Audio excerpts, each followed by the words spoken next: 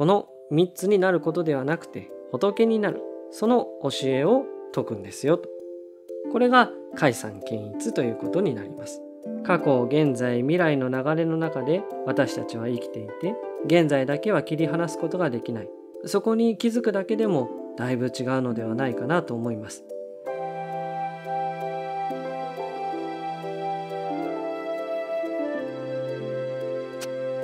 はい、皆様こんにちは。法華経の話第40回です。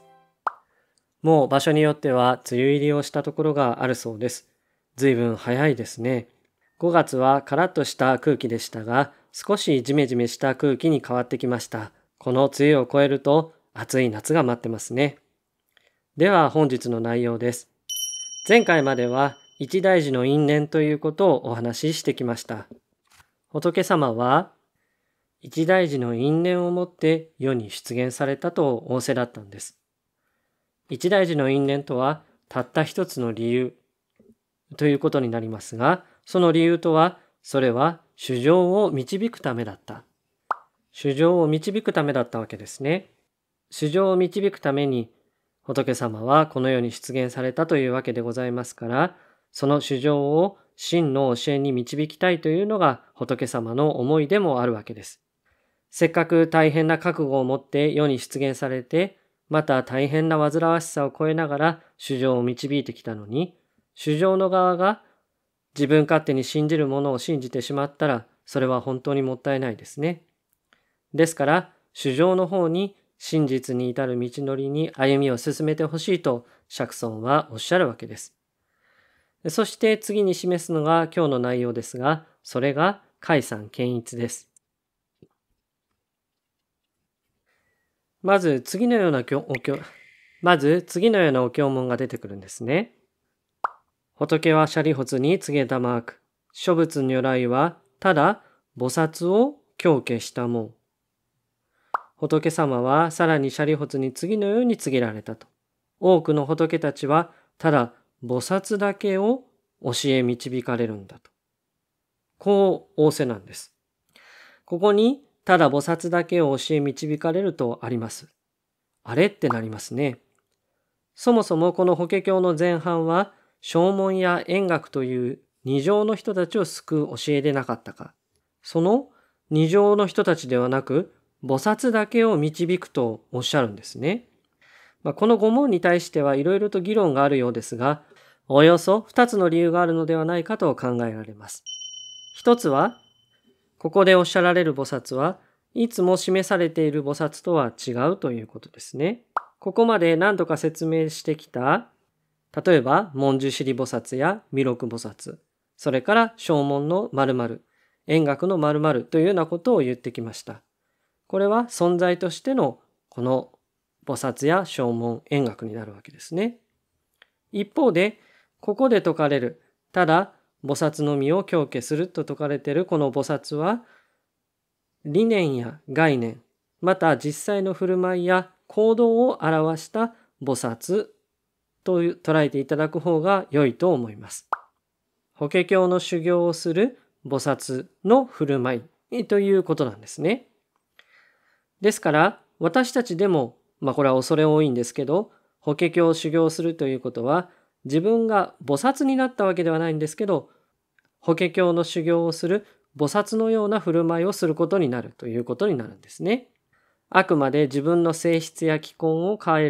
わるわけではないんですけども、少なくとも法華経を修行する菩薩のような振る舞いはできるので、そういう法華経を修行する菩薩だけを導きますよと釈尊は仰せになったわけです。なんだかややこしいんですけども、これは翻訳の過程で起きてしまったことで、元はこれしっかりと区別があったと言われてもいます。ということで、ただ菩薩だけ教化するとおっしゃった一つ目の理由は、そもそもここでの菩薩というのは、法華経の修行をする理念や概念、または実際の行動を菩薩として示しているというわけですね。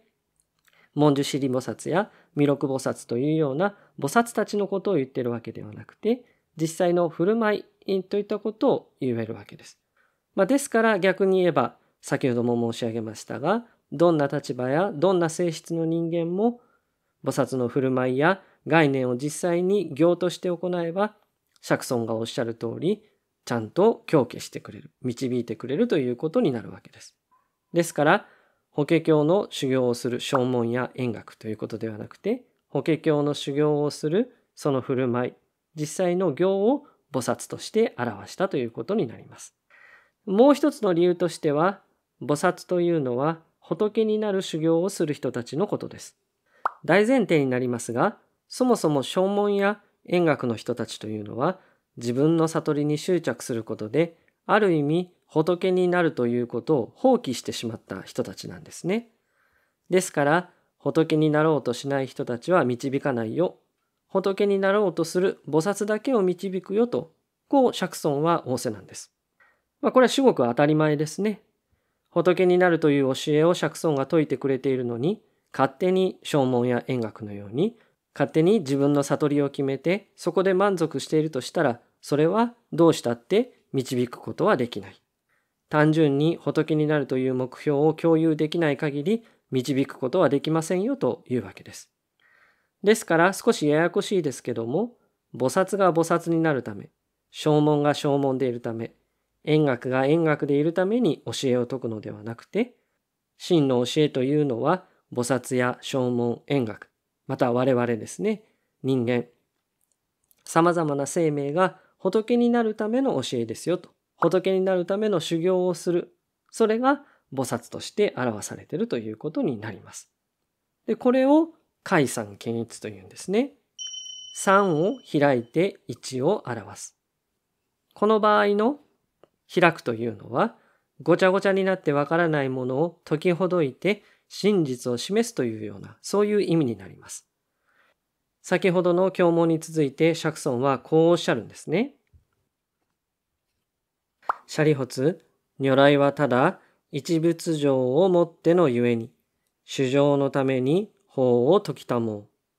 う。余剰のもしは2、もしは3あることなし。舍利発よ、如来はただ人々を仏へと導く教えだけをすべての生きる者のために説かれるんである。それ以外の教えはなく、あるいは2の教え、3の教えは存在しないのだと、こう仰せなんですね。何度も申し上げるんですけども、釈尊はたくさんの教えを説いてきました。しかし最終的には一仏情を説かれるのだというわけですね。仏になるための教えを説くわけです。あれになってほしい、これになってほしいと釈尊はおっしゃっているわけではありません。あくまで仏になるための教えを説くのですよということです。ちなみに仏になるというのはどこか到達点というようなものがあるという感じでは法華経は説いていません。そもそもこの時点で仏になりましたというのは成仏ではないのかもしれないですね。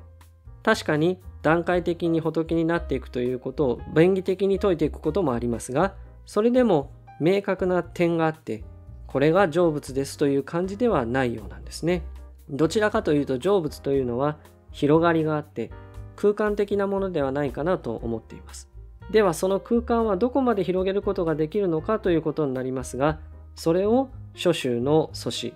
お坊さんたちがお経文から紐解いて、ここが成仏の入り口であるよと、その接点を模索していったというわけではないかなということで考えています。ということで話が脱線したんですけども、こうやって解散見一が示されるわけです。菩薩になるということではありませんよ。証文になるということではありませんよ。円覚になるということではありませんよと。仏になる、その一つですね。1、2、3。この3つになることではなくて、仏になる。その教えを説くんですよと。3つになるんではなくて、この1つになるということを説くんですよと。これが解散見一ということになります。ちなみに、これは覚える必要はないんですけども、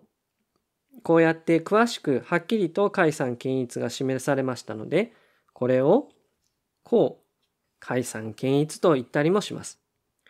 で、それでは簡単に解散見一が示された部分がありまして、それは以前にこの動画のシリーズの中でもお話をしています。そしてここにあるように、そこに至るまでは、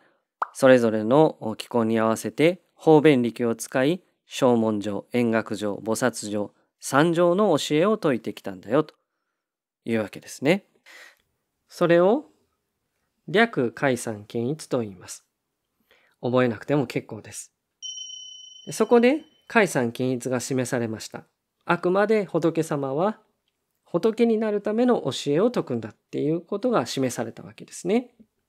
そして次のように釈尊は仰せになるわけです。舍利発、一切実法の諸仏の法もまた格のごとし。舍利発よ、あらゆる十法の多くの仏が説かれる法もまた同様であると。大変たくさんいる仏様も解散見一するのですよと、同じことをするのですよとおっしゃるんですね。この一切実法の諸仏は、過去仏、未来仏、現在仏も同じく先ほどの解散見一するとおっしゃるんですね。過去、現在、未来です。これを仏教で三世、過去、現在、未来を三世と言いますね。三世の仏様は皆同じように解散見一するわけです。ですから、現在おる釈尊も仏様ですから、同じく解散見一するわけですね。確かに、この今の仏様は解散見一するけど、あっちの仏様は解散見一しませんとなると、迷いが生まれてしまいます。ですから、三世の諸仏も皆解散見一するとおっしゃるわけですね。こうやって仏教というのは、過去現在を三世、過去現在未来の三世を見渡した教えが説かれていきます。確かに私たちはいつでも過去、現在、未来を生きています。こう言うと、いや、現在を生きているとこうおっしゃる方もいるかもしれませんが、私たちは過去、現在、未来の流れの中で生きているんですよね。未来はすぐに現在になり、その一瞬の現在はすぐに過去になります。こういう流れの中にいるんですね。ですから、現在だけを切り離した教えというのはありえないですし、私たち自身の生き方においても、現在だけがある生き方というのは、これは存在しないわけです。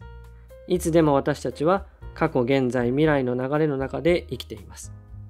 ですから、未来を不安に感じたり、過去に思い悩んだりするわけですね。そういう時に無理やり現在を切り離そうとしても、それは結局無理が生じるだけだと思います。では、未来に対する不安や過去への後悔はどうすればよいのかということになります。これはいつでも先ほどの三世の流れに自分がいるんだということを意識すれば良いと思います。例えば、未来への不安があるとおっしゃる方がいますが、これは未来に対して自分が何ができるかを一回冷静になって考えてみることが大事です。大体私たちは未来に対してそれほど多くのことはできません。できないのに、あんなことがあったらどうなるだろう、こんなことが起きたらどうなるだろうと思ってしまうわけです。将来仕事がなくなったらどうしようとか、自然災害があったらどうしようとか、病気になったらどうしようかとこう不安に感じますが、ではこれに自分自身の力で対処できることがどれだけあるかと冷静になって考えてみると、それほど私たちが未来に対してできることはないんですね。でも、だから悩んでもしょうがないと言っているわけではありません。こうやって冷静になって考えてみると、逆に今未来に対して何ができるかということも見えてきます。仕事の将来はわからないけど、コツコツ今できる仕事をやっていこう。自然災害がいつ起こるかわからないけど、逃げる準備などはしておこう。病気になるかはわからないけども、病気にならないためにできることをやっておこう。こういうふうに見えてくるわけですね。つまり、未来は未来だけが独立してあるわけではなくて、いつも過去と現在とつながっているということを冷静に見ることが大事です。そしてその中で自分がどうしていくかっていうことを考えればいいわけですね。これは過去も同じです。過去に起きてしまったこと、自分で起こしてしまったこと、これらの事実を変えることはできません。でも、今の自分から見て過去に対する認識を変えることができれば、それはとても辛いことであったとしても、ある意味過去を変えることはできるわけです。過去から学ぶという姿勢ですね。失敗は成功のもととも言います。これも先ほどの未来と一緒で、過去が過去だけどこかにふわふわと存在しているのではなくて、今の自分に至る流れの中にあると、冷静に見ることで、やっぱり過去も受け止めていくことができるのではないかなと思っています。ということで、過去、現在、未来の流れの中で私たちは生きていて、現在だけは切り離すことができない。そこに気づくだけでもだいぶ違うのではないかなと思います。また、切り離すことはできないからこそ、仏教では三世の教えを説いてくれる。そういうことになるわけです。ちなみに、過去、現在、未来でなんで書かないんであろうと思われるかもしれませんが、この法華経では過去仏、未来仏、現在仏の順番に出てきて、この解散検閲をされるのだと説明されます。ここにどんな意味があるのかっていうところまではちょっとわからないんですけども、過去、現在、未来が一直線に流れていくと仏教では考えないようなんですね。未来が過去にもあるし、過去は未来にもあるし、現在の中に未来もあるし、未来の中に過去もある。で、そういった考え方をしますから、過去、現在、未来だけにとらわれた私たちからすると少し違和感があるように感じるかもしれませんが、この法華経では解散検閲が三世にわたって説かれる。その説かれる流れの中のことを過去、未来、現在でこう説明していくっていうことになっているようなんです。はい、いつの間にか始まった余談がまた大変長くなってしまいました。話を元に戻しますが、釈尊は過去、現在、未来の仏も解散検閲するのですよと。だから今の私も解散検閲するんだと。舍利弗に説き示すわけです。仏様の行うことには例外というものがあるわけではなくて、皆同じようにするんですよということをおっしゃるわけですね。で、そして仏というのは解散検閲するんですけども、その仏が出現する世の中というのは、世の中が乱れている時に仏様は出現するんだと舍利弗に仰せなんです。世の中が乱れていると、人心も人々の心も乱れるんだと。人々の心が乱れてしまっているから、とりあえず2や3の教えを説くんだけども、最終的には1の教えに導くんだよと、こう説かれていくわけです。で、少し話が戻って、それでこの世の中が乱れているという時を、誤辱、世の中が乱れている様子が誤辱であるというふうに説かれるわけですね。次回はこの誤辱についてお話をしていきたいと思っております。ご清聴いただきまして誠にありがとうございました。それではまた。さようなら。